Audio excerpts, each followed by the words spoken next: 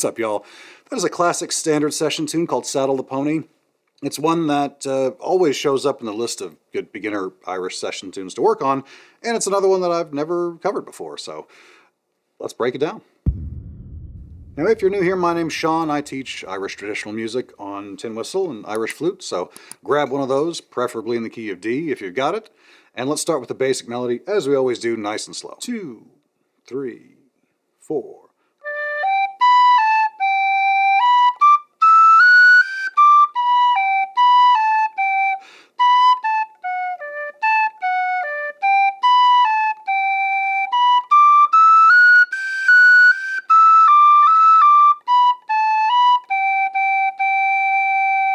That's the whole A part. The nice thing about this tune is it's one of those that, at least to my ear, sounds a lot more complicated than it really is.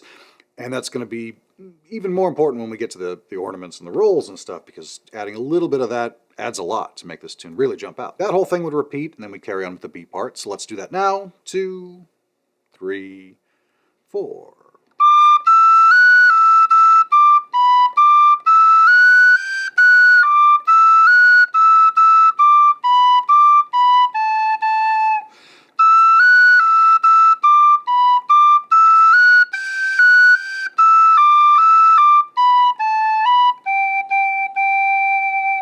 So as is common, the end of the B part is the same as the end of the A part, so not quite as many notes to memorize, hopefully, as you might think.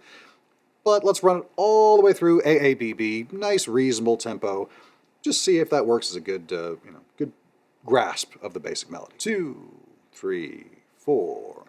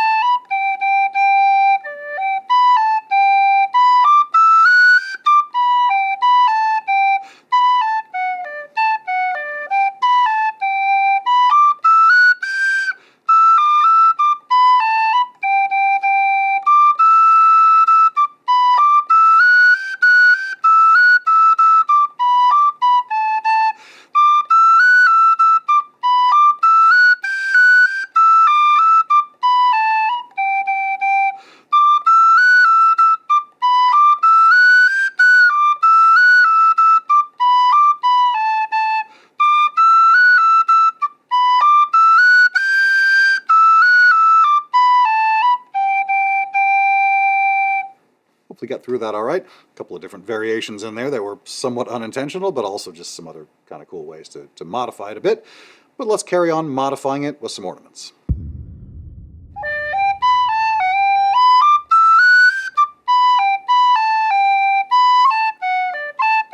A couple of good simple cuts to start off with. I do like starting off the tune with a cut. Just feels like an early punctuation mark, I guess, sort of grabbing the attention that we're starting the tune. As I come back to that first G, second G, I guess, I'm bouncing off the F sharp a bit.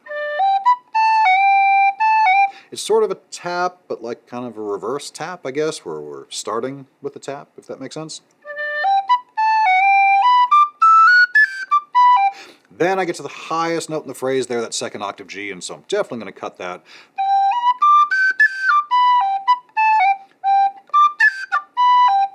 It's a nice end to that G arpeggio. Again, good punctuation mark.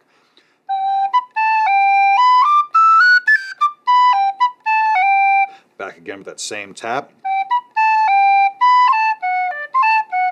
I'll cut both of those A's in the arpeggio because that's sort of the first time we're kind of changing key.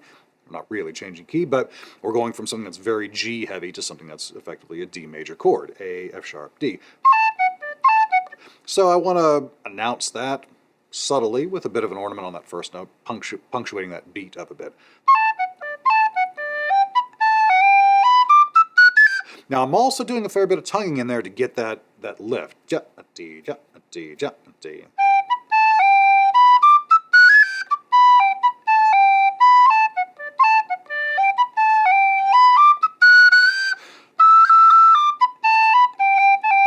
Then you can throw in some rolls, like say at the end of that.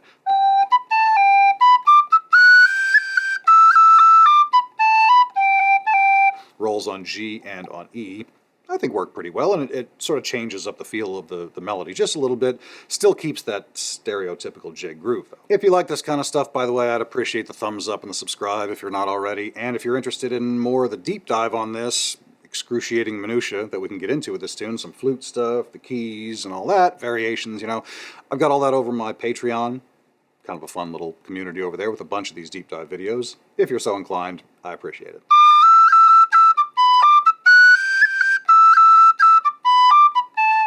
When we get to the B part, it's a lot of rolls. Like you've got a couple of good spots on that the second octave E and second octave G again.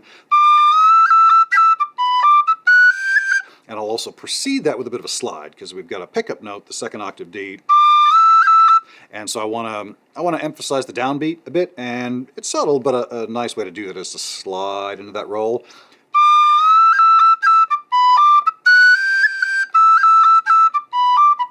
And the second time, we've really got a roll plus an extra grace note. It's effectively 4 E's in a row.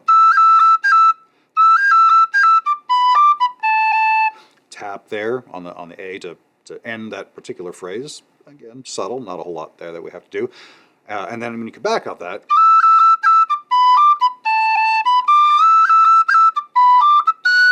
same thing, I'm going from the second octave D to the E and sliding into that roll again.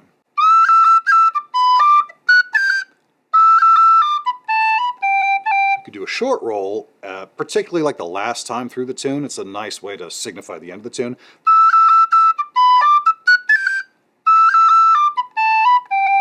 Particularly when you combine it with a good solid dead stop.